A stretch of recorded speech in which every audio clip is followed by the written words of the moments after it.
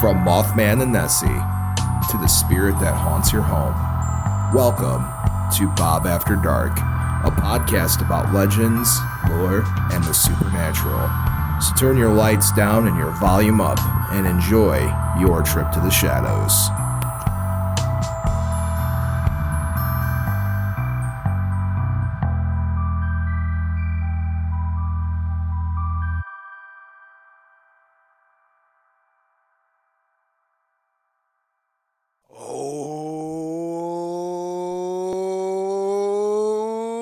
Hey there, children of the night, and welcome to Bob After Dark, the show that takes you into the shadows and goes and says hello, everything that goes bump in the night. I'm your host, the most that enjoys toast, Bob, and alongside of me, as always, is my ever wonderful, ever vampiric, ever we need to start over because you ain't wearing nothing. Oh, well, I'm wearing something, Bob. You're wearing something, but you ain't. Hold on, just talk. Who is this guy? I'm gonna grab it. And is this that Mr. Pierogi I hear so much about? This Tony Panic guy in his AEW hoodie. You know, this is ridiculous, folks. I'm livid because I warned this guy before we went live. I said, "Hey, man, don't forget your cape while I'm over here working on social media stuff." And this guy over here ain't even dressed. I found it. Hold on. Okay, can you put it on so we could start the show over properly? No, the show's fine. No, we're starting. I'm getting the introductions. You're not wearing a cape. This is great content. No, this is terrible content. Let the podcast people know. All right, you ready? Here I am. Okay. Oh, hey there, children of the night, and welcome to Bob After Dark, the show that takes you into the shadows and goes and says hello, everything that goes bump in the night. How could I forget? I'm your host with the most that enjoys toast, Bob, and alongside of me, as always, is my ever wonderful, ever cape-wearing, forever the heartthrob of Bob After Dark, my friend, my brother, my producer, Count Panek himself. Oh, hey there, Count Panek. Bob, the cape is on officially. Here we are, another episode of Bob After Dark. And, yeah, you know what? Sometimes I like to take the cape off to, spice it up a little bit. But you're right. Seeing me without a cape is like seeing, Superman without his cape, essentially. I needed it on. I was miserable during that exchange. That was not a good place to be. Horrified. I was confused. Bamboozled. I was flamboozled. Flim-flommed. I'm telling you that the fans are confused. Yes. Well, we're back, though, Bob. Another episode of Bob After Dark. Feels pretty good here. What a warm, mild Midwestern winter we are having, Bob. It was 50 degrees today. 50 degrees, and I think we're aiming, as the time we're filming this, about 60 degrees tomorrow, Bob. So, boy, oh boy. I know we're going to get whammed with something probably in March, but let's enjoy this. Whammed as in like the band that sung that Christmas song that everybody plays that game to? That's a whole different that's a different season, Bob, but sure. How have you been, Count? Let's get your weekend update. Take your sweet time enunciating every word. You need like a social media producer on the side there. You ain't kidding, man. Well, I'm not used to tagging live again. We weren't live for a while. Well, so I'm working on it now. I'm working on it. I see it, Bob. Well, I'm going to talk a little bit. Enunciate every word. You want me to talk slowly? I'll talk slowly. I only need like one more thing. All so right, just Bob. tell me what you did. Bob, again, it was a nice weekend. Got some stuff done. But yeah, kind of just enjoying this weather we got going on here. For a vampire, it's pretty nice because being centuries old, it's nice to get a warm up because all those years in the night, right, in Alaska, the 41 days a night, or how many days a night they got anymore. Okay, we're good now. What'd you do during it's break? Nice to be warm. What'd you do during break? Or what did you do over the weekend? Let's start the show over. What'd you do during the weekend? Anything fun? I just told you. What did you do specifically? No, I just got some work done. Nothing specifically as far as anything, events or activities, but all in all, a nice weekend, Bob. How about you? I was okay. You're okay. I was okay. That's what did I do? Oh, I was in DC kinda. It was DC kind of proper. I was at KatsuCon over the weekend. I was working with DS Fusion this past weekend, DS Fusion Plus Star. I was booth babing it up this weekend, and it was a long drive. Well, how long was the drive, Bob? 12 hours? 12 hours. 12 hours. Now, Bob, when you're driving 12 hours, you stop at the rest stops. You You visit the biggest ball of yarn. On the Okay, side so of hear me out, right? Yeah. As a well-traveled man and as a man who drives a lot across the country, there is a tier list of places you stop that are necessities. Okay. When I'm out east, there is only but one gas station that I require to stop at during travel. What is it? Sheets. Okay. I What's so different about them?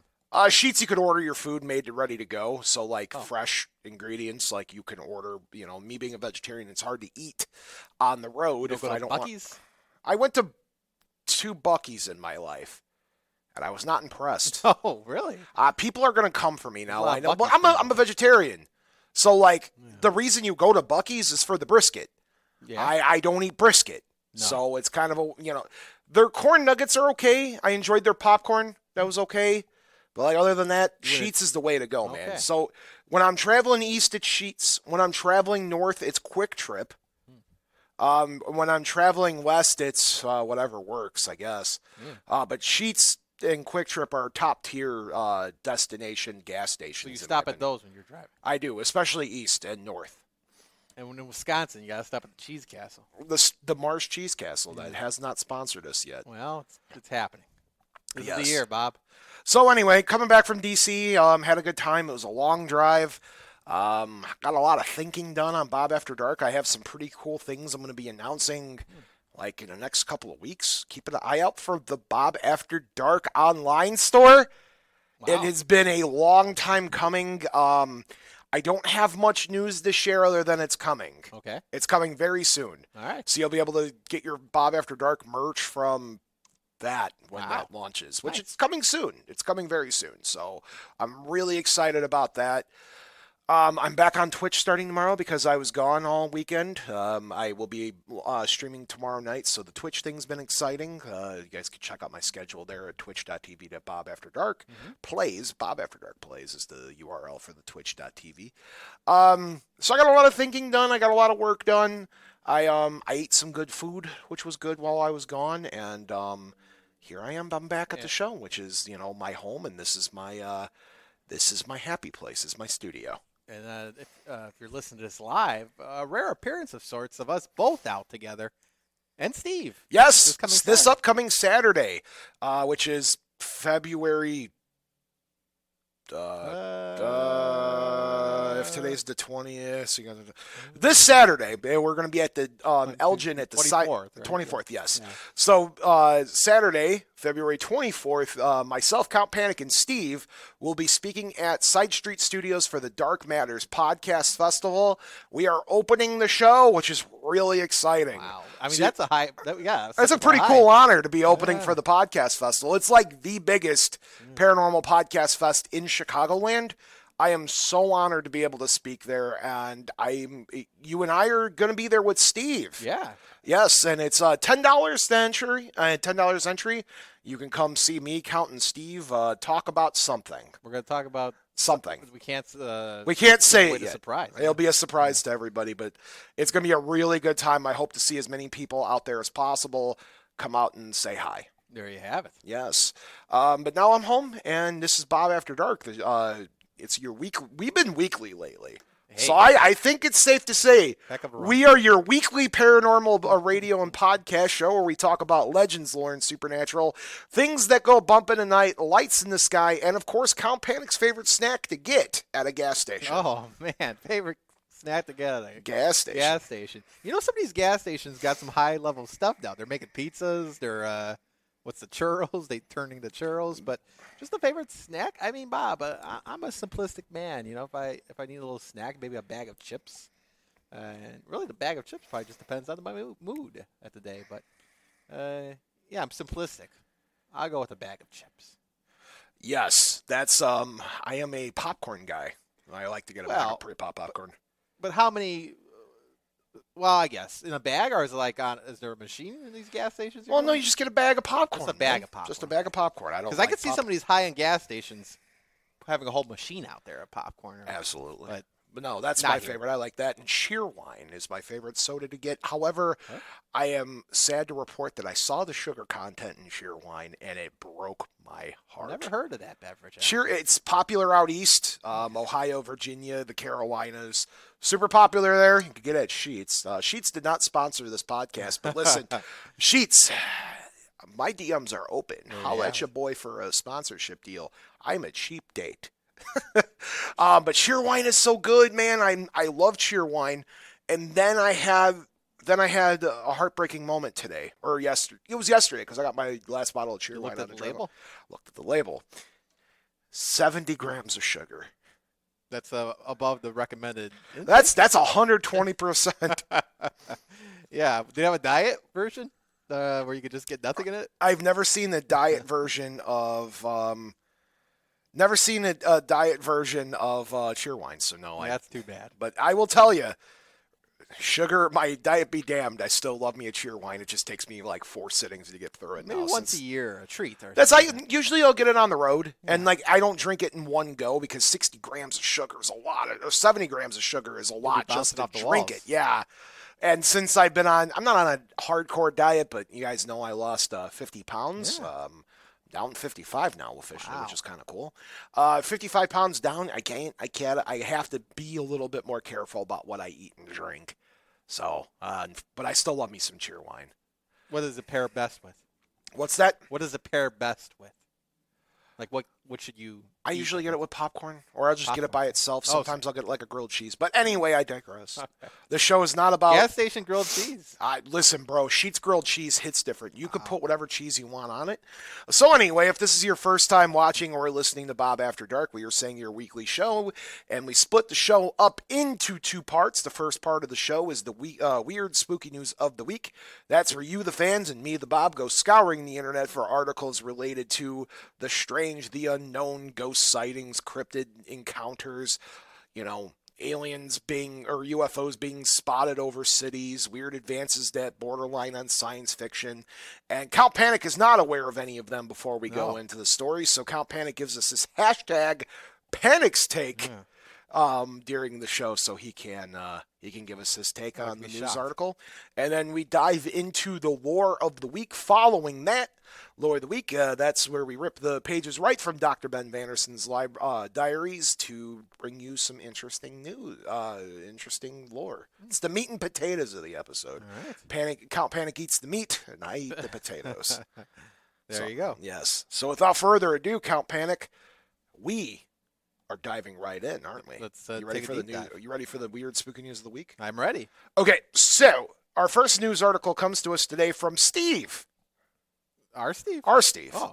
Yeah, Steve sent me this article, and I eliminated another article to get to this one because Steve submitted it. Okay. And by the way, folks, before I read this article, our phone lines are open. Yeah. 219-845-1100.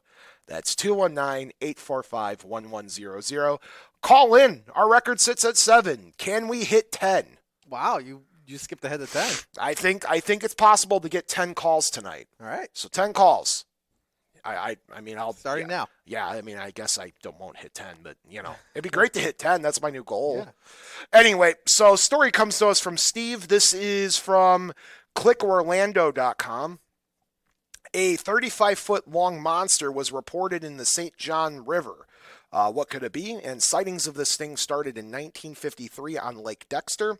So this is in Astor, Florida. This was written by somebody. I will get to who wrote it. They didn't put their... Oh, here it is. Anthony Talcott, digital journalist. So thanks to Anthony for this article.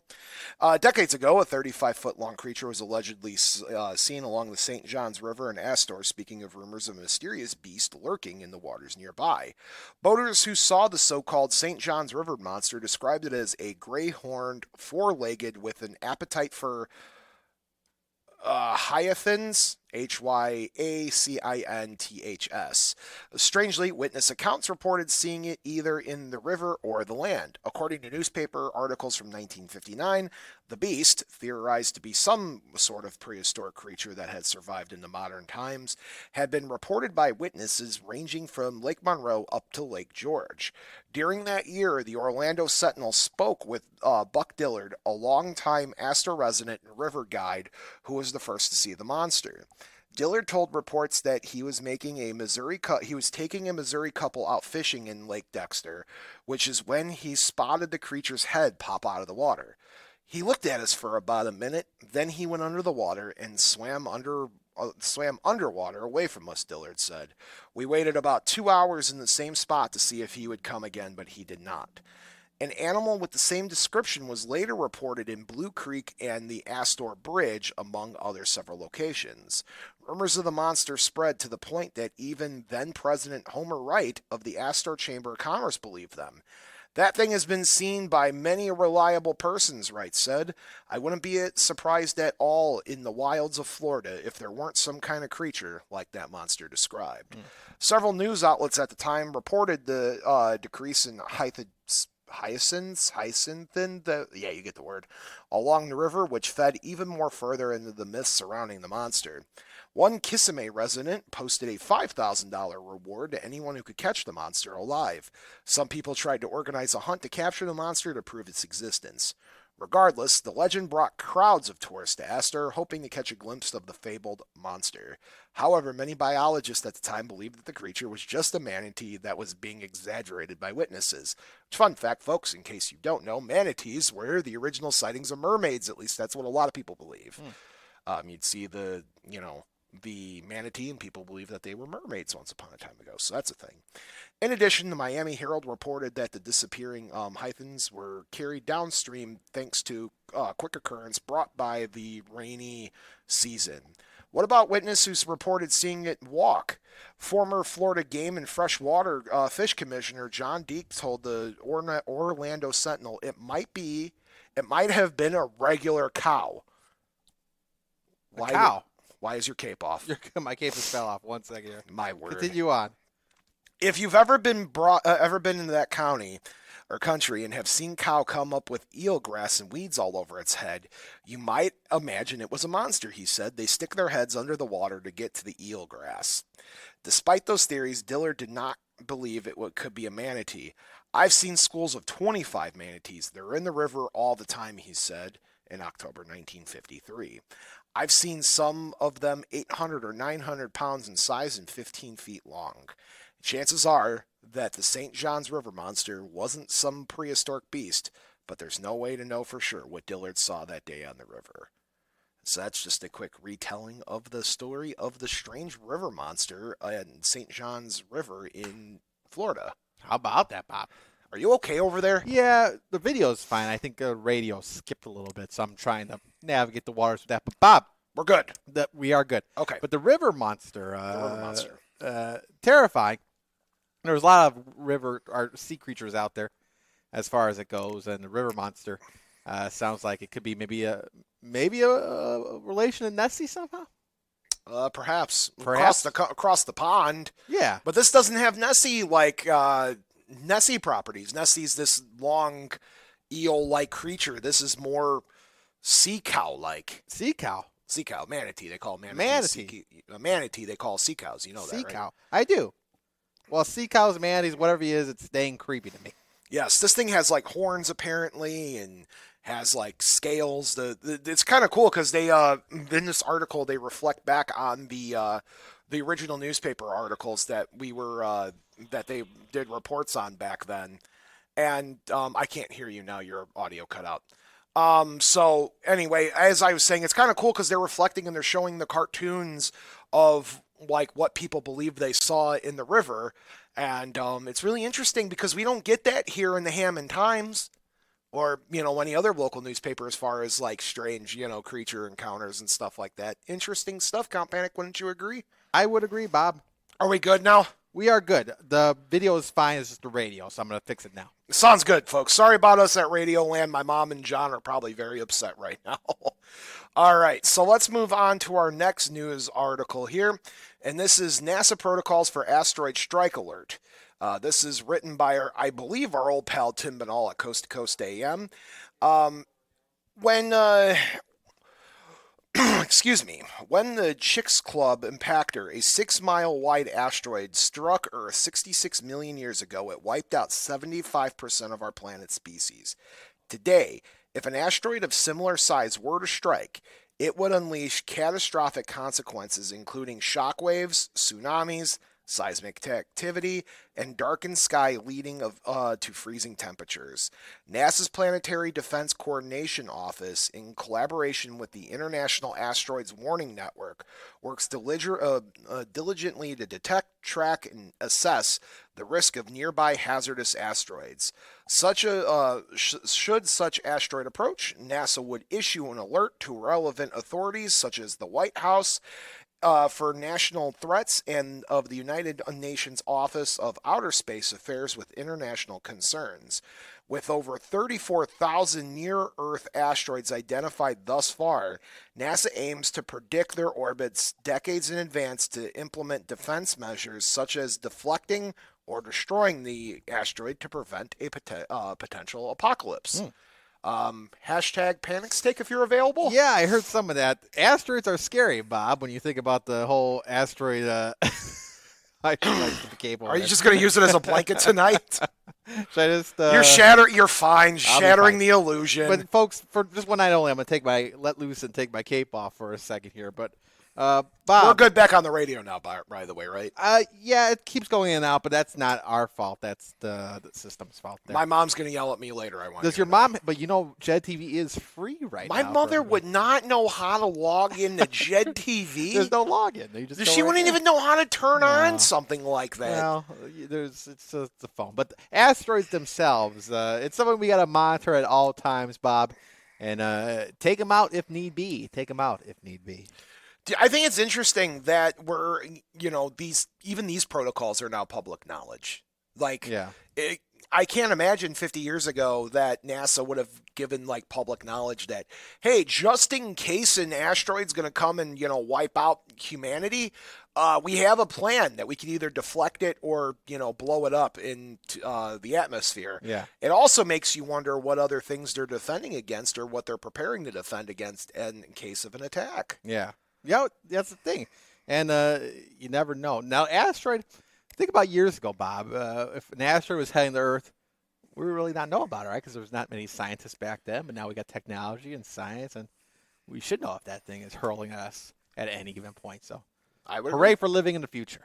Absolutely. Or, maybe an asteroid will come and wipe us all out at some point. That could happen. I hear these stories pop up more now than ever that, hey, there's an asteroid that's hurling towards Earth. And I'm like, come on, asteroid. Yeah. We're waiting for you.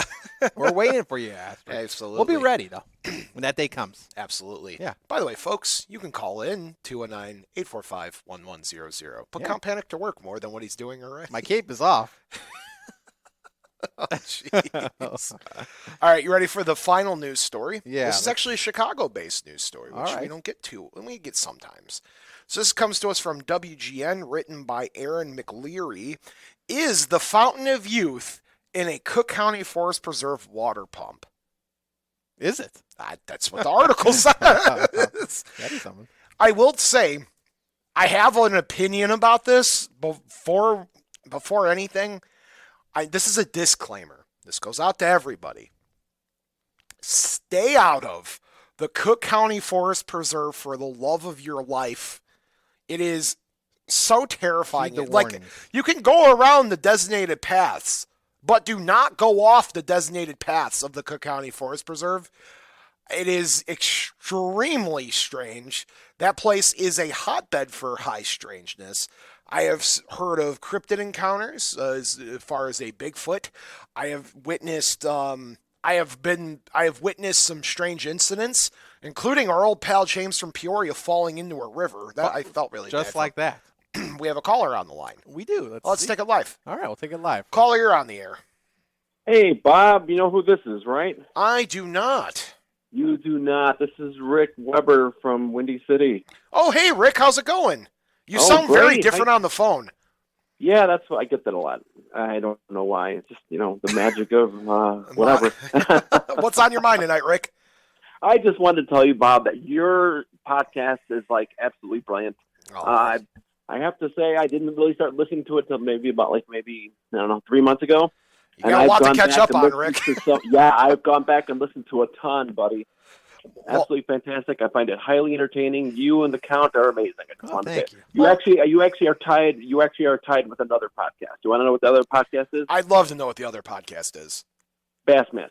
Wow. I'm just kidding. I got that reference. Oh, good. I'm glad you did. I was worried.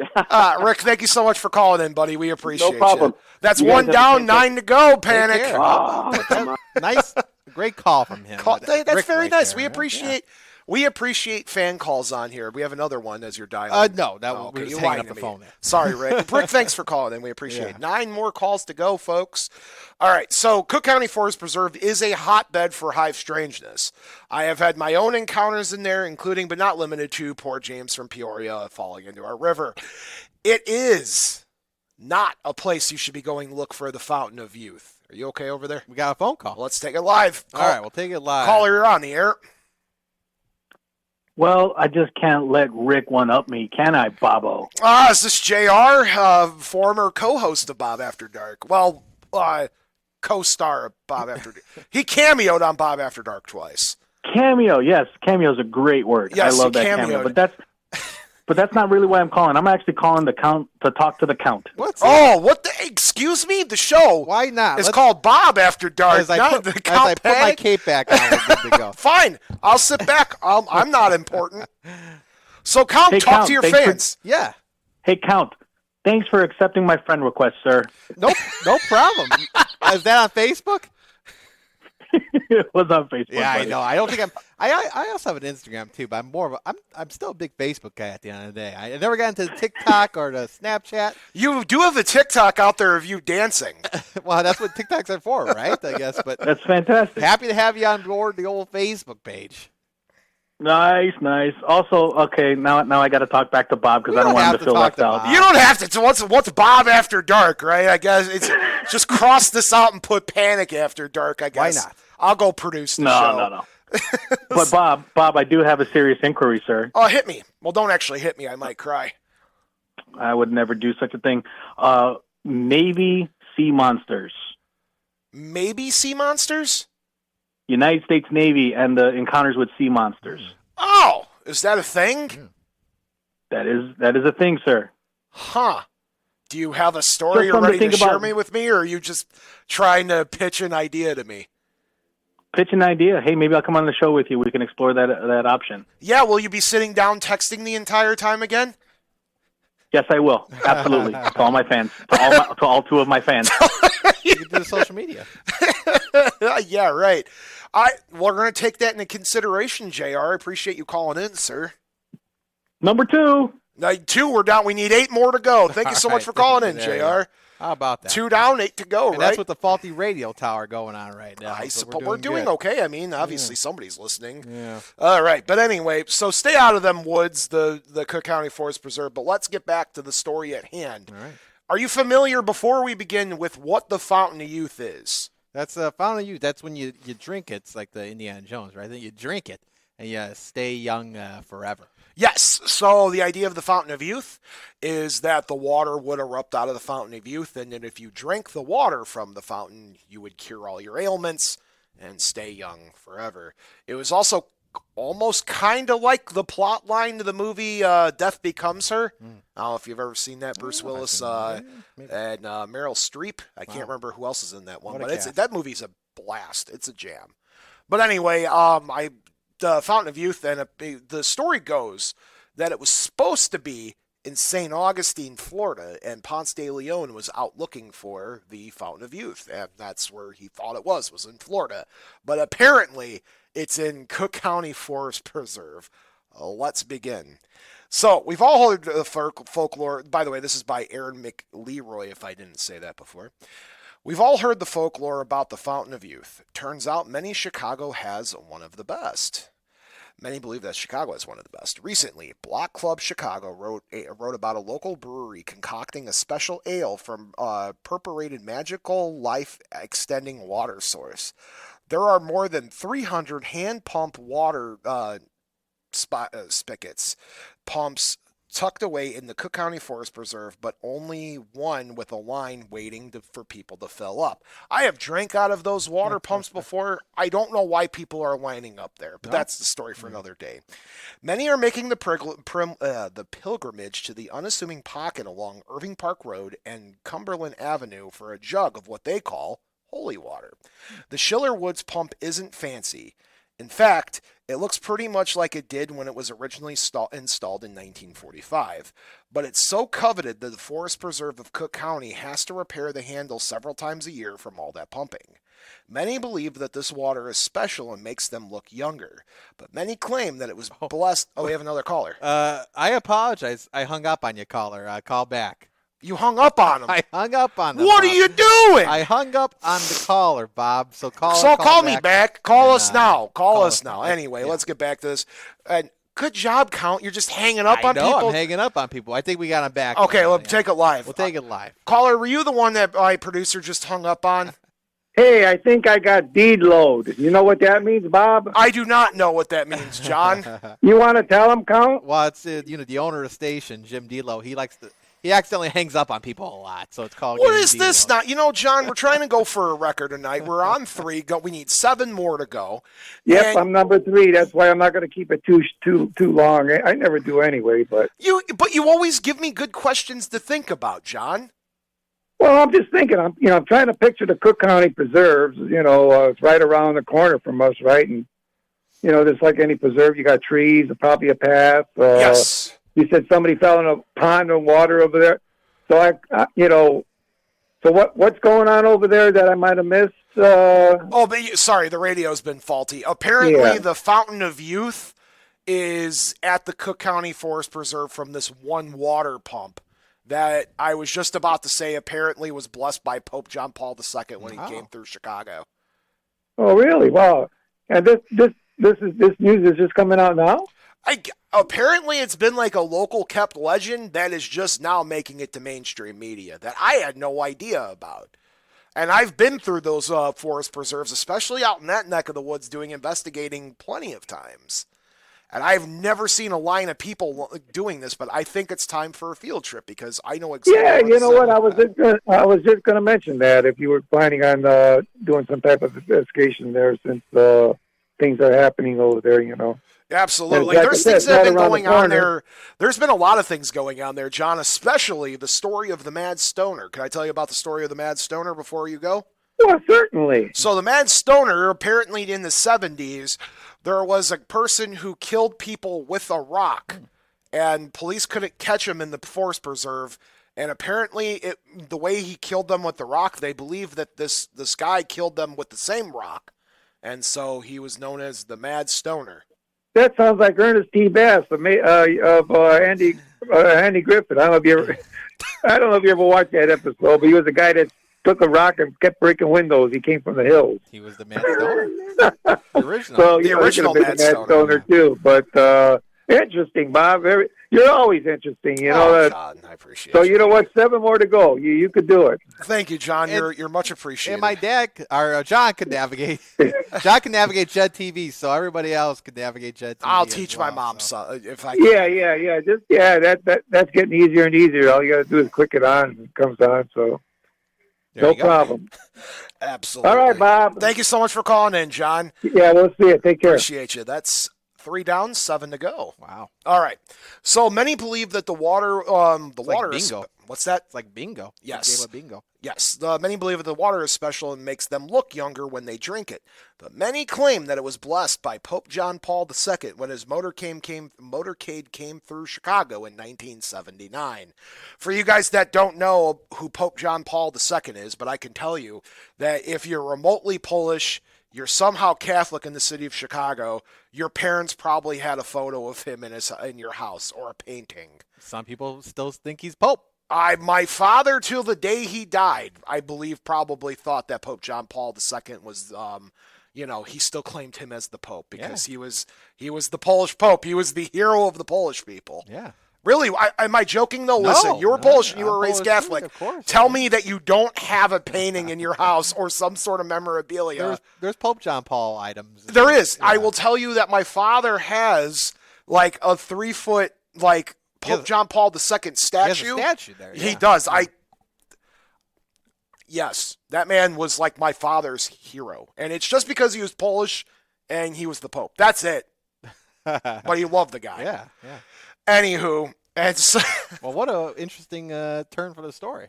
Yeah, right. Blessed by Pope John Paul II. That's the legend, at least. I don't see Pope John Paul II stopping off at a forest preserve and being like, this one water pump, that's what we're looking for. You never know, Bob. We have a caller. We do. Take it live. Take it live. Caller, you're on the air. Listen, my ears are burning, and I need to set the record straight. I did not fall in the river. He did indeed fall in the river. Folks, this guy does not need to introduce himself. This is our old pal, James from Peoria. Oh, hey there, James. Oh, hey there. Listen, I stayed dry. I was just slow getting across that creek. You fell off the branch. Well, I didn't. I was perfectly dry. No, I remember. You walked across with that stick, because I went up there and I watched you do it, and you fell right in. I did not. No, listen, I hope Dr. Ben fall. Vanderson's watching right now so he can tell me. We tell that story often of how you fell in the water. Well, it's a false memory or the Mandela effect, because I did not fall And I in the wouldn't river. blame you if it was a false memory. That place is weird, isn't it? Oh, it most certainly is. We had a weird experience with you that you don't even remember. I don't. You want to share what it is? Because apparently me and you both have things that went on there. So we're going along, and you're kind of like booking ahead of me and Dr. Ben Vanderson, and we're kind of like, hey, Bob, you okay? Because you were real quiet. You turned around, smiled at Ben, and said, measure my wings, and then you spun back on your heel, and you were off like a shot. It was weird. Huh. Yeah, that place is strange. There is definitely some high strangeness there. It really is, but everything was avoiding me, unfortunately. Unless you're a nest of hornets. Yeah, definitely got the hornet. See that? They did not get that memo. James from Peoria is very good at two things. He could ward off spirits, but he could attract the hornets. I am fantastic at that. If you need to find hornets in your yard, just have me over. We'll find them lickety-split. He won't guarantee he can remove them. He might just smoke a cigar and waft the smoke at it and hope for the best. You're just going to hear, not the bees! Not the bees! Oh, is James okay? Yeah, he's got it handled. He's a professional. Yeah, don't worry, Ed, he does this all the time. Speaking of, guys, you can check out an episode that we had with James. James was on 3 episodes of Bob After Dark. One is only available online in video format. I will have to track that one down. That was a good one, Busting in a New Year from long time ago. And then he was on the Cursed Automobiles episode, or Cursed Vehicles, and then we also did the Witch's Exorcisms episode, which was really good as well. So you guys could check out James from Peoria on those 3 episodes when he co-hosted them. I do believe that the Cursed Automobile one was my favorite because I got to cosplay as my favorite podcaster. Not Count Panic? I see you in the Bob After Dark Discord. I might not be able to reply, but I know that what you're typing, sir. Welcome to Count Panic After Dark, I guess so. I'm a big hit, I guess, now. Yeah, and the guy who doesn't even log into Discord, even though he's got his own chat room I'm on there. Facebook, I know that. Yeah, sure. Can we get you in the Discord, Yeah, please? get on Discord. But James, thank you so much for calling in. We appreciate you. Yeah, absolutely, and I apologize for my absence. I know it's been a while. Oh, it's all right. We're happy to have you back, James from Peoria. And Happy you to be make here. caller number 4. That's 6 left, everybody. Oh, how about that? 6 more callers to go, and we will hit our number of 10. Milestone. All right, so anyway, back at this. Unlike Chicago tap water, the Schiller Woods pump draws from a natural aquifer more than 50 feet deep. The Forest Preserve Department of Cook County says that they do test it regularly and found it does have significant mineral count, higher pH, less copper and iron than Chicago tap water. You don't say. Have y'all ever drank Chicago tap water? Because I have.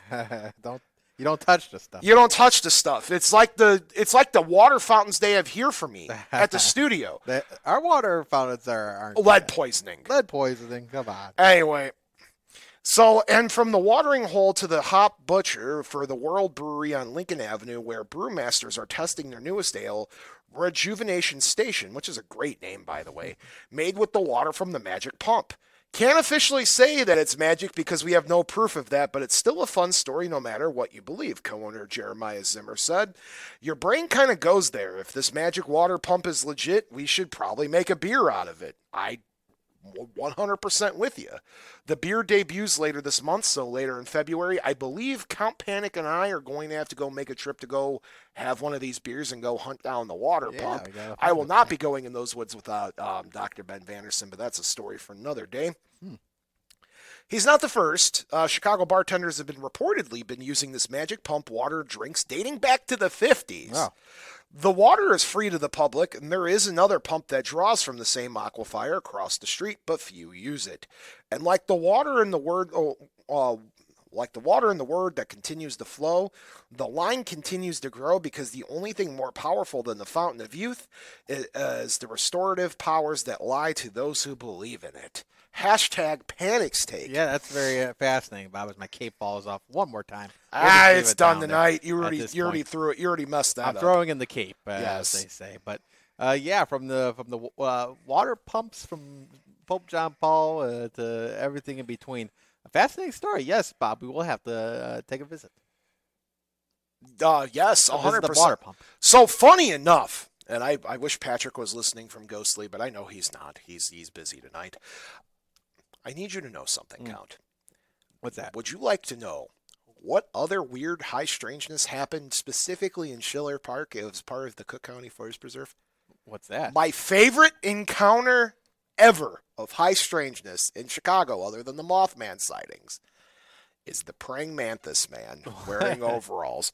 Pat will never let me live that one down. So this is a praying mantis. Yes, this is an older story that came up. Geez, it has to be 3 or 4 years now. 3 years, I'd say. 3 years back, there was a couple of witches out there doing some sort of ritual, and they got high, and they saw a praying mantis man wearing bib overalls. We have another caller. We do have another caller. This is caller number 5, right? Yes. Yeah. This is caller number 5. Caller, you're on the air. Hey, it is Kristen. Hi, Kristen. Where are you calling from? I'm calling from Wicker Park. Well, hello, Wicker Park, Kristen. What is on your mind tonight? Down the boulevard here. Yes, not that Wicker Park, Cal. The other Wicker Park. It's Chicago. I Wicker know Park. the Yes, Chicago. yes. Wicker Chicago. Park. Yes.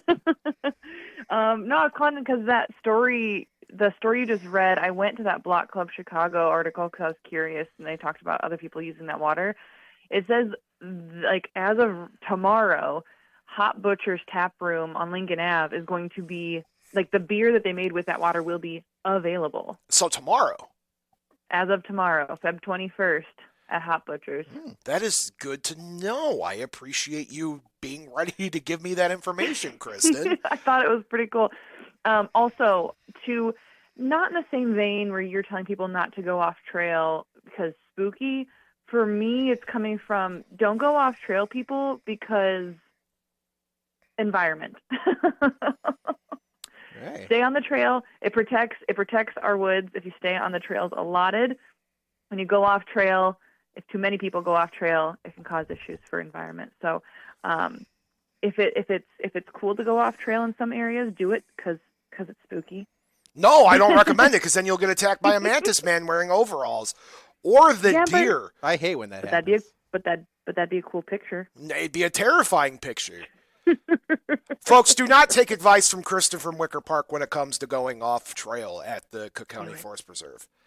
Do it. No, I don't recommend it. Hey, do me a favor, Kristen. If I can't make it out tomorrow, which I highly doubt I can't, you should go pick me up one of those beers and I will pay you back. I am highly considering it. So if I get out there, it says specifically can or keg. So I will see if I can get some cans. Get me some cans. I think Count Panek and I would love to have a couple. Get them the whole keg. Just get a keg. Fountain of Youth beer. How often can I say I've drank beer from the Fountain of Youth? Right? Was this keg blessed by Pope John Paul II? No, it wasn't. He's long dead. Oh, okay. That's like 3 popes ago, man. Just making sure. Don't tell my dead father that. He'll come back from the grave. But, Krista, thank you so much for calling in. We appreciate you. You're calling number 5. We need 5 more to go. 5 more. Good luck. Thanks, Call Kristen. back watching. 5 more times. We appreciate you, Kristen. Have a good one. You too. Oh, Fountain of Youth water beer. Wow. What's up over there? That would You're hanging that up, would yeah. sell. It'd be a hot seller. It would be. And so, anyway, Schiller Woods, Schiller Park, has the Mantis Man sightings. There's the ravenous deer that are the strangest creatures in the land. Like Cook County Forest Preserve deer are not like other kind of deer. I'll tell you that. We have another caller. We do. Take it live. Caller, you're on the air. Hey, I'm doing a mulligan, Bob. You're doing a mulligan. Now, John, this does not count as a second call. No, I know that, Bob. I got all excited when Kristen said they got holy beer tomorrow. Can she pick me up a case? That's by Pope John Paul. It's not the water is supposedly blessed by Pope John Paul. We are going to see if so we're going to see if we can get some cans of that beer so we could drink it. Oh man, that'd be something, Bob. I mean, what a way to go. Absolutely. Hey, yeah, that was it. I appreciate Kristen for that information. So yeah. Absolutely. Thank you so much, John, for All right, calling Bob. back. All right. See ya. Absolutely. Have a good one. I mean, Bob. I mean, this is big. I mean, This is big. Fountain of Youth beer. This could be, if they market this correctly, this could be the most popular beer of all time. Because who wouldn't want to live forever while drinking delicious beer? I don't recommend you drink this beer thinking it's going to save your life or make you live forever. There are a lot of things in this world I advocate for. Do not drink beer thinking it's going to save your life. Let me repeat that real quick. Bob After Dark does not say Bob After Dark enjoys beer. Me and Count Panek both enjoy beer. Yeah. And so does Steve. So the team of Bob After Dark enjoy beer. But we do not drink beer thinking it's going to save our life. And we stay on the trails. Yes, stay on those trails, unless you're with Dr. Ben. We have another caller. We got another one here, Bob. Caller, you're on the air. Caller, you're on the air. Hello? Hello, you're on the air. We can hear you. Yes. I have an experience for Bob. Oh, hi there, caller. Who are you? Where are you from? Well, I'm Paul. I'm from the south side of Chicago. Hello, Paul from the south side of Chicago. What's on your mind tonight, sir? Well, I want to express my ghostly experience that I've had. Oh, well, you're calling into the right show for it, sir. Yes, I know. Yes, when my grandfather died, we had to go to the old house where he lived, and I had to sleep that night. But that whole night that I was there, I heard. Now, let me give some backstory. My grandfather was a builder. He loves working with wood and everything like that. And he, just loved working with wood when he retired. And when he passed away, we had to spend that night in his house because he passed away on the front lawn of the house. And that night when we weren't there, I heard pigs moving around in the basement that night. That is definitely strange. Was that where he would have been working with his woodhead? Oh, yes. Hey, man, I guess he just had some unfinished projects he wanted to get done. I know he's there. I know my great-grandmother is there. It's a family. My great-grandfather built the house. I guess it's a family history there, huh? Yeah, there's 3 generations of this house. And the house is falling apart. I hate to say it, but there's a lot of spirits there. There's a lot of history there, and it's there's presence there. We appreciate you sharing your story, Paul. Thank you very much, sir. Absolutely. I hope you keep enjoying the show. All right, I am enjoying the show. Thank you very much. Have a good one, Paul. All right, that's 6 down, 4 to go. And sharing your experiences, that's all. That's a big thing on the hotline. I appreciate Paul doing that because we don't get enough people calling in with their ghostly encounters. So 219-845-1100, you can call in with your spooky encounters. All right, so Fountain of Youth, Schiller Park Woods, don't drink beer that you think is going to save your life. I don't recommend it. All right. Count Panek, you ready to take a quick break? Sure. All right. For our live fans, stick around. We'll be right back. And for our podcast fans, stick around. You're about to be hearing words from a podcast that you should be listening to that's not me and Count Panek talking about soup. Stay tuned. Welcome to Ghostly. Pat. Matt, what are you doing? What? I want people to know that we're a podcast that takes a deep dive into some of the scariest ghost stories. But we don't do the creepy voices or weird sound effects. We debate the ghost stories. And aren't you supposed to be the skeptic? I am, but they'll find that out once they listen. Look, all you have to do is tell them to listen to Ghostly, and that our listeners get to decide which stories are real. And which stories are just old folklore. Exactly. Download Ghostly wherever you find great podcasts. Oh, jeez.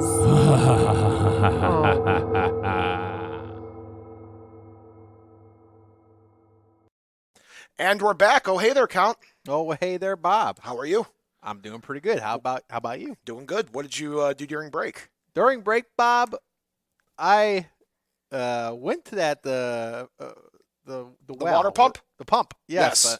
And I was asking the locals, and they said they could confirm it was blessed by Pope John Paul II. That they can confirm. They could confirm that he blessed that one water pump. That one water pump. What'd you do during break, Bob? I also went to the pump. I didn't see you there. There was a long line of people there. There was a long line of people. But I got me an ice tray full of the water, and I plan on making holy ice cubes. Holy ice cubes? Some water, Fountain of Youth ice cubes to put in my water. Those will go so not only will I be drinking water from the Fountain of Youth, but it will also be chilled by water from the Fountain of Youth, doubling the Fountain of Youth water. You're an entrepreneur. I am truly a experimenter in the world of the paranormal. There you have We have our first caller back from the break. Seventh caller, you're on the air. I don't think I really do count, but I do have a question for you there, Bobo. JR, you don't count as one, but yeah, hit mulligans. Mulligans do not count, so we're still at 6. What's on your mind, JR? Okay, what would be the conversation between your dad and the Pope? Wow. Nakshimash pan, Dobja.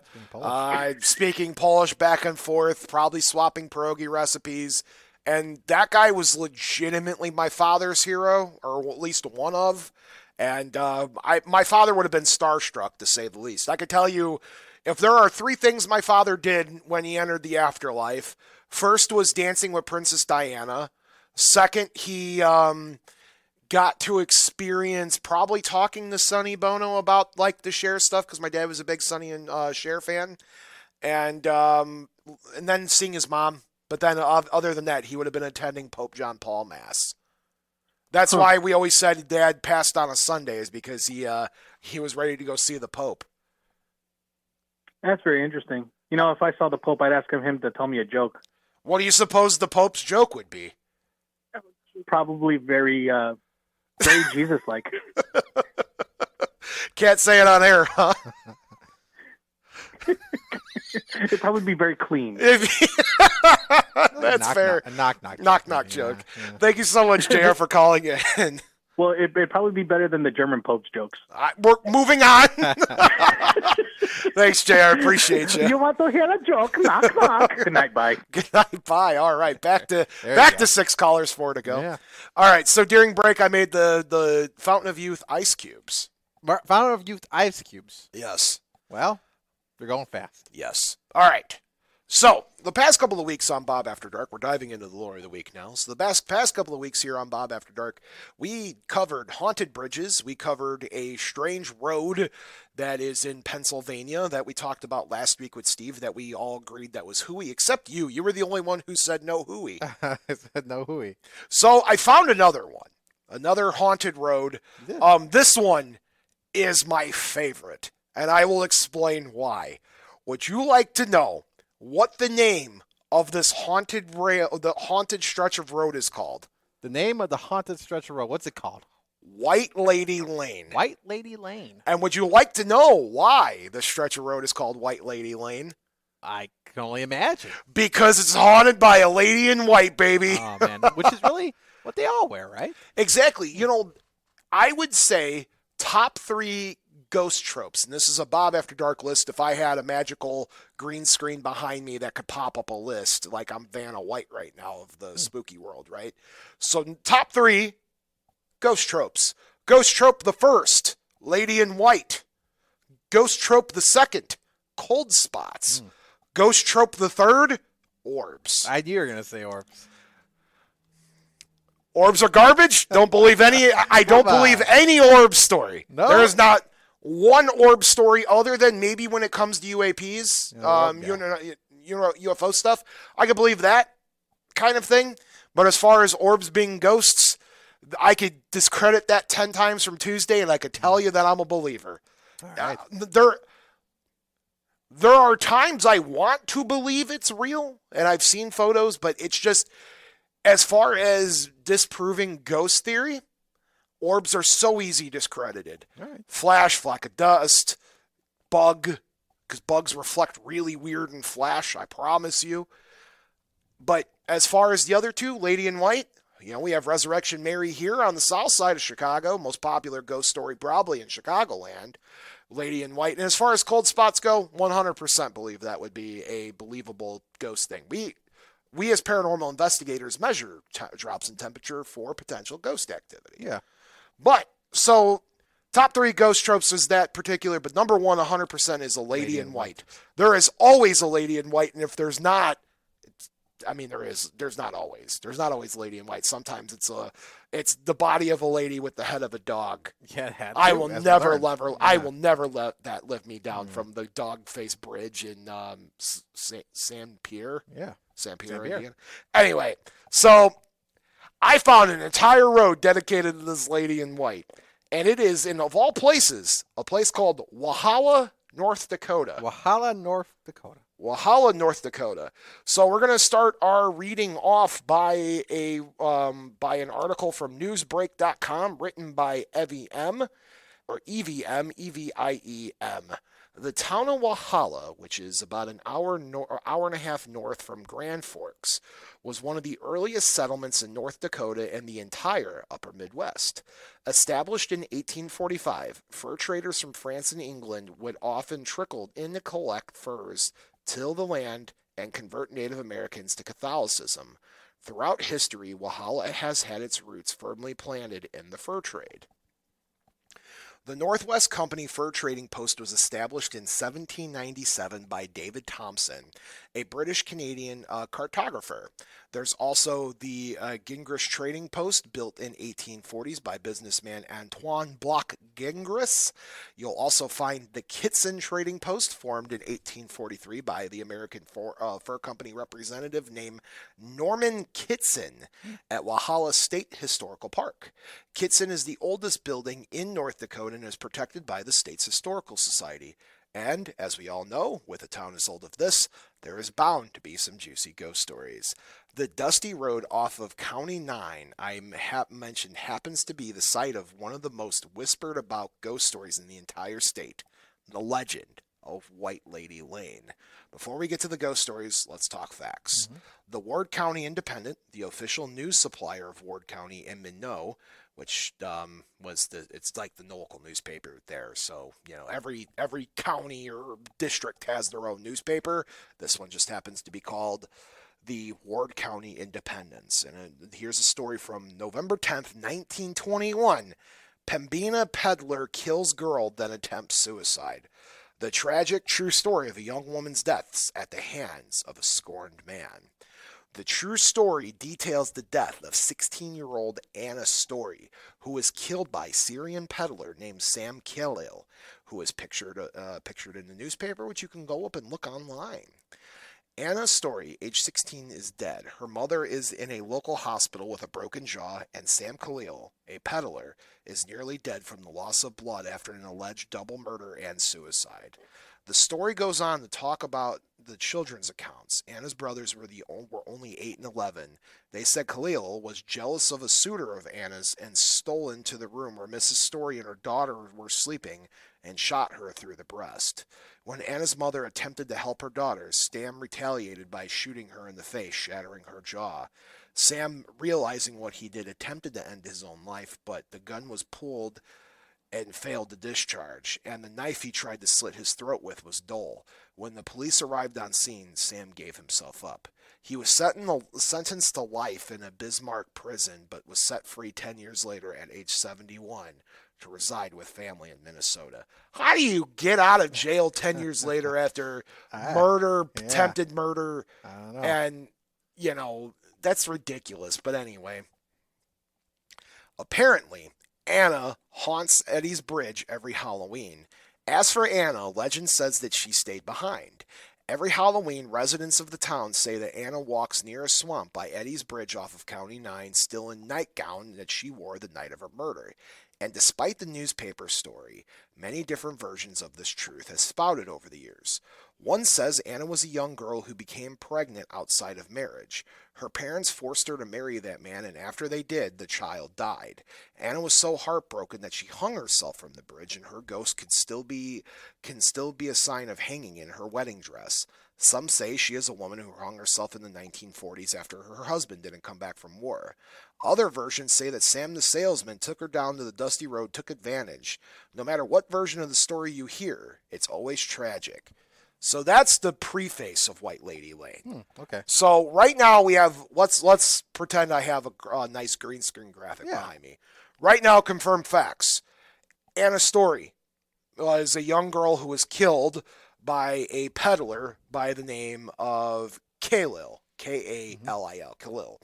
Was jealous of Anna's suitor, shot her in the breast, shot her mother in the jaw. So in an attempted double murder, attempted suicide, went to jail for 10 years. So we know that is fact. The newspaper reported on it way back in that time frame. So we know that's true. Now, there are versions of the story, and let's talk a little bit more about those, okay? Okay. So what do you think so far, Count, as we talk more about I think this? it's interesting, and the fact that, you know, this kind of telltale of this variation of a lady in white is some pretty interesting stuff, Bob. Yes. So we know that's fact, but because this is a haunted road in somewhere in the world, there is variations to that story on who's haunting it. Ooh. So according to HP1.com, on one hand, the story is simple. Legend tells of a young woman who became pregnant out of wedlock, living under the roof of two parents who were very strict in their religious beliefs. Before long, the young girl's parents discovered the secret that she had been keeping and forced her, against her will, to marry the man who impregnated her. Due to the stress of her circumstances, the young woman miscarried her child soon after her wedding and eventually overtaken with crippling sorrow and depression as she mourned her loss. In her extremely fragile and emotional state, the woman wandered from her home to find refuge in death. In the early morning, with no bride to be found, sleeping in a warm bed next to her new husband, people went naturally out to search for the newlywed. The story goes on to say that the girl was found just as sun was rising, hanging from a rope that she tied herself underneath the narrow bridge within the Tetralt Woods. So we talk a little bit about that, right? Yeah. But in the original version of that story, so now here we go. We're already branching off into the next legend. Yeah. So all it was before was that, you know, she miscarried. That was it. Now the version of the story says that her parents forced her to marry out of her will, and she kept that pregnancy secret. It's getting deeper here. And then a search party went out looking for her and found her at the crack of sunrise, hanging to her death. So we have one confirmed story. Anna's story was a young woman who was killed by the peddler. We have story 2, which is a young woman young woman was pregnant, lost baby, died afterwards, hung herself. Now we have young lady forced to marry, hid her pregnancy, then went and hung herself on the bridge. So now we have 1, 2, and 2A. All right. For one legend. Yeah, I know. Okay. There's layers to this, Bob. There is. Yeah. So here's another version of that. It has to do with a young girl about the age of 16. And we were talking a little bit about this concept of this peddler. You know, that's the big legend is that. But there's more to that one, too, than what the newspaper leads on. So I'm going to read you guys this report from a local. It has to do with a young girl about age 16. This girl's name was Anna Story. On a warm Midwestern day, I imagine it was probably early spring, a Syrian peddler by the name of Sam Kalil came riding through the North Dakota countryside with a wagon full of household goods that he sold to make a living. And as he found Anna, he fell in love with her, and now we have a name of the suitor that he was jealous of. Okay. Was Sam. And when Sam returned to claim the prize he longed for, which is Anna's hand in marriage, he was surprised to find that door of opportunity has been now offered was closed. And so now we have a suitor name, which is interesting because that's another layer of legend added on. And it's just so interesting. So we talk about the concept that she got shot in the chest, right? And she died instantly. Now there's another layer. For many, that is where the story ends, spawning the rural legend of the White Lady Lane. But rumor goes on to tell that the young girl did not die in her bed, but instead wandered deep into the dark night with a gunshot wound, not ready to be dead yet. Off into the dark wilderness she strayed further, finding refuge in the calm and quiet of the Tetralt Woods, where she exists today, residing in her restless afterlife. So Anna, in this part of the legend, decided, I got shot in the chest. My mom just got shot in the jaw. The guy that tried to kill me, tried to kill himself. There's police coming. My brothers, warned the authorities. Somehow, I don't know how they would have done that back then, but they did. Somehow they were all warned to they got a hold of the authorities. And so Anna, with all of that, said, you know what? Nah, I'm not ready to die yet. Let me just go get out of bed with a gunshot wound in my chest and wander into the woods where I am still walking around to this day with a hole in my chest. I know, and that's part of the lore. If you thought that was the end, what if I told you that there was a third side of the story? There's another layer. Excuse me. Like an onion. There's an article that exists from November 10th, 1921 in the Ward County Independence, the official newspaper of Ward County. And Pembina peddler kills girl, then attempts suicide, which we talked about already. And it details the arranged marriage gone sour and the grisly events that ensued shortly after. So now there is an arranged marriage set up. And the peddler got upset and tried to kill her. So now there's another legend, another layer to the story. So I just wanted to share. There are now several legends of the same story, which I think is extremely fascinating. What do you think so far? Yeah, again, it's one of those stories you kind of, when you think that it might have ended, something else pops in there. And again, I know we use the word layer a lot, but another layer is unveiled, Bob. Yes. And we learn more. So, the White Lady is filled with strange phenomena. For starters, anyone traveling down the road is stricken with fear as they see the road continuously growing smaller and smaller until there's barely room for a car. Look into the Connecticut Entertainer to know more about the places that one could visit there. But the woods surrounding the road are dark and empty. And there is a bridge there, like we were hearing from the one story of the young lady who hung herself there. But the bridge for traveling is old and rickety, so nobody really recommends you go and visit that. And it is a wonder that no ominous sensation of darkness and melancholy quickly envelop anyone brave to travel down that road, especially if you go on that bridge. Yeah. I'm going on a whim and saying that feeling of melancholy and scaredness and this and that is probably from the concept that that you're driving down a rickety old bridge that might kill you. I mean, right then and there, you don't need anything paranormal whatsoever.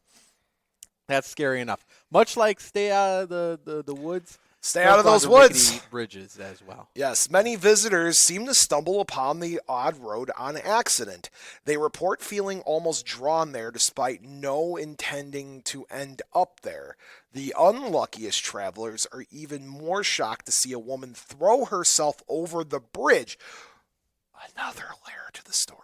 So not only do we have a woman that's hanging there, but we now have a woman that jumped off the bridge, and now we also have a woman that's wandering through the woods with a gunshot wound through her chest, and the standard story of Anna Story, who just, unfortunately passed in her bed. We know that version is true. Running to her rescue just as they reach the edge of the road, the woman disappears before she, as she's about to jump into the water below the bridge. Somebody might get out of their car and be like, hey, lady, don't jump off that bridge. And then they get there, there's no lady there. Others have reported seeing her walking or sitting at the edge of the bridge, always clad in a white wedding dress. That's not my favorite part. Would you like to hear what my favorite apparition is of the White Lady Lane? what some people have reported seeing. What was that? Well, yeah. When you see the white lady walking and you stop to say if she needs help, would you like to know what happens to you if you stop to ask for help? What happens? She'll climb on your car and stare at you through your windshield with red glowing eyes. Red glowing eyes. That's another trope, right? It's something. Oh my goodness. So I had to ask about. I'm curious where you're at with that. Yeah, no. Again, when you had red glowing eyes, but you can't put that in the list, right? Lady in white. Or I will have to come up with eyes. I have to come up with some sort of like a Bob trope list. I don't do the graphic design thing, so maybe, like I said, bingo card. Bingo card. Yeah. So, does your story have red glowing eyes, lady in white, drop, temperature drops, ghost orbs? Microclimate? No, that's temperature drops.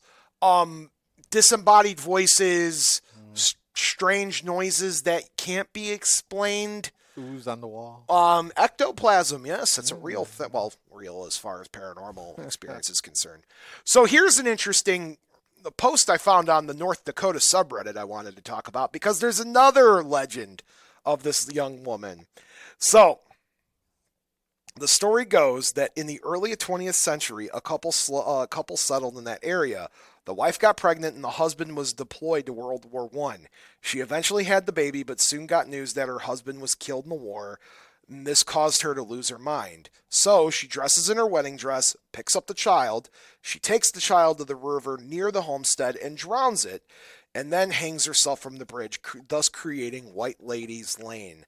Apparently, you could still find the small bridge, and there's some pretty messed up stuff, including, but not limited to, the woman jumping on the car with the red glowing eyes. Ain't that something? Yeah, no, for sure.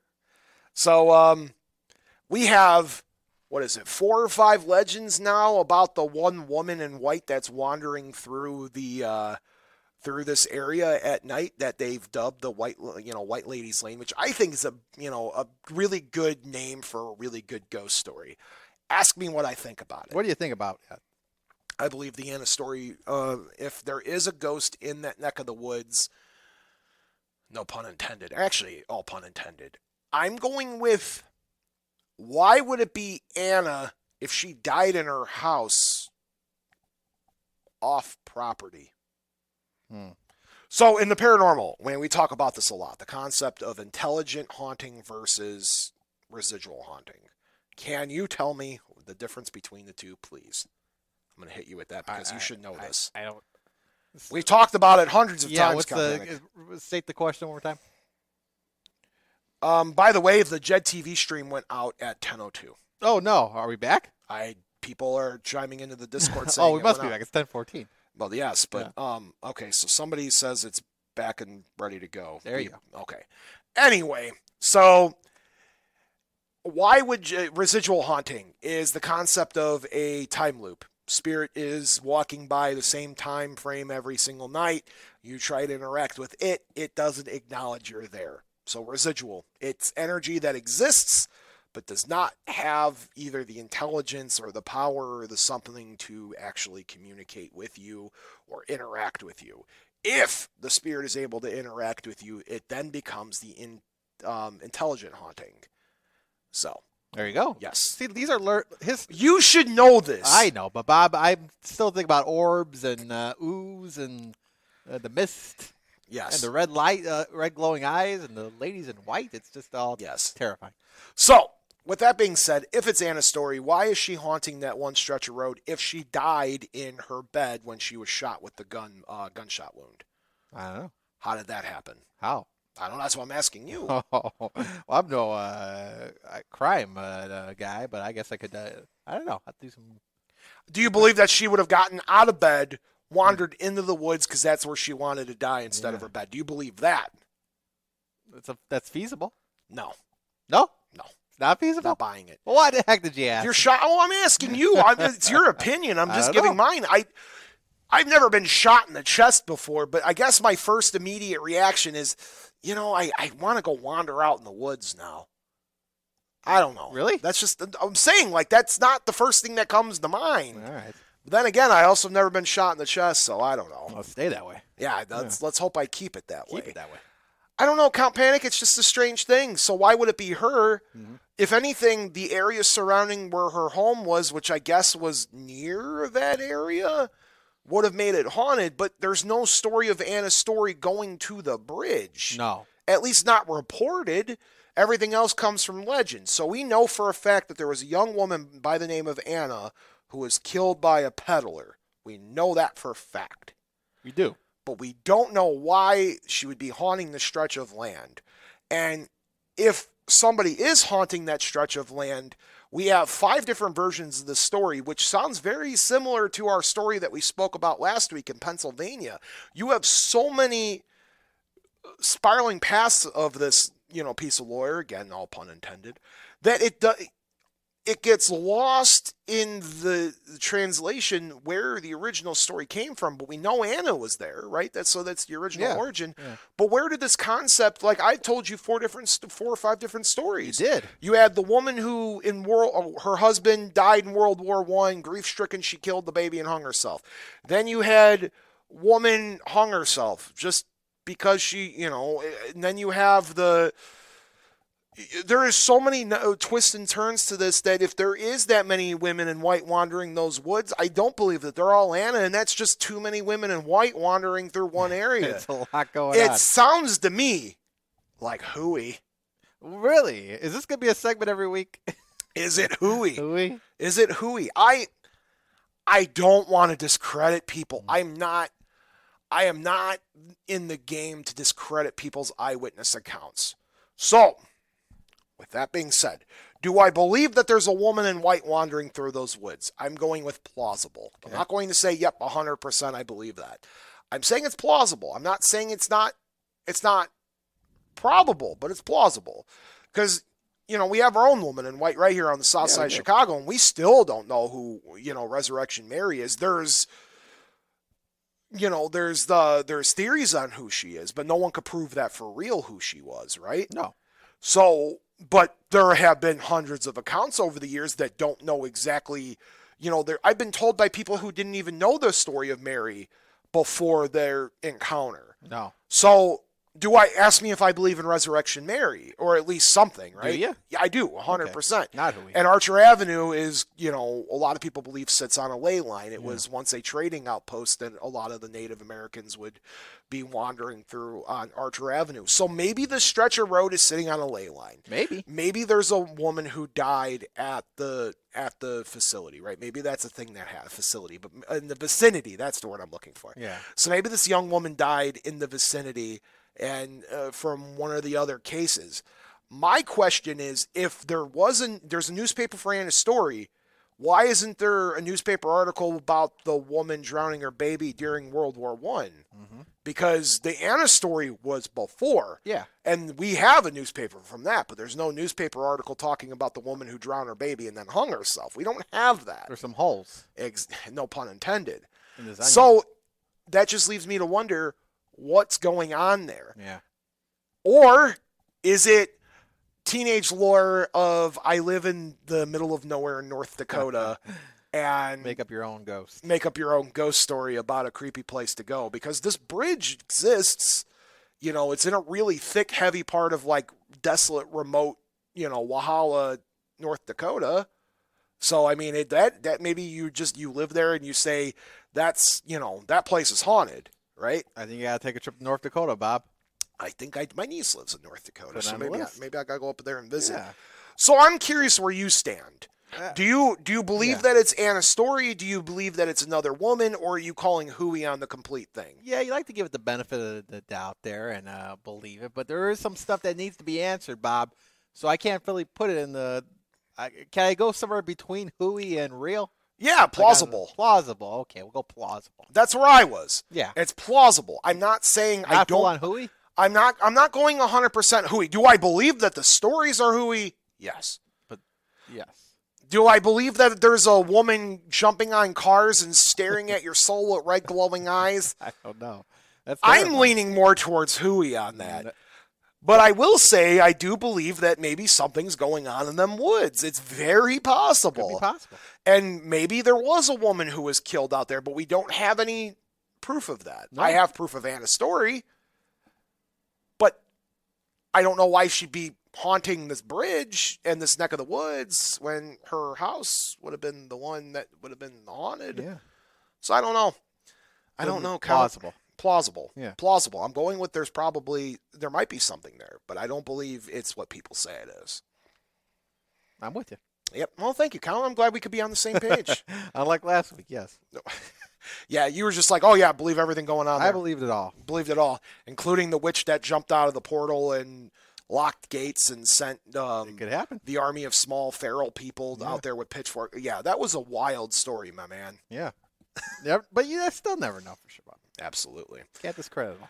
Well, Count, do you have any closing words for our audience tonight?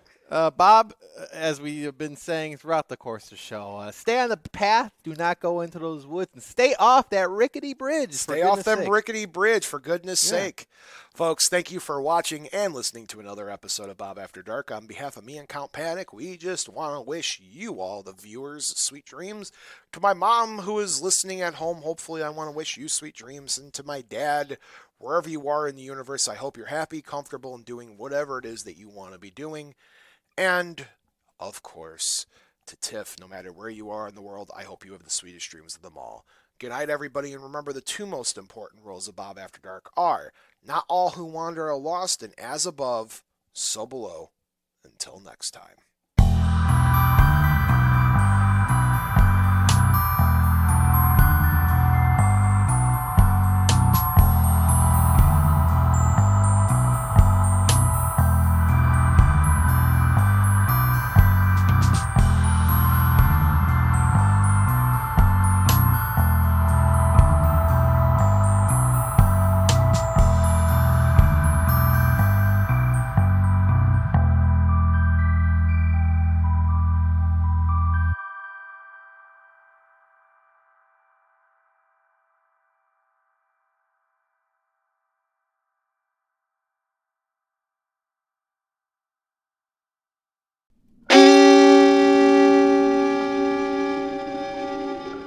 Memoriam Development.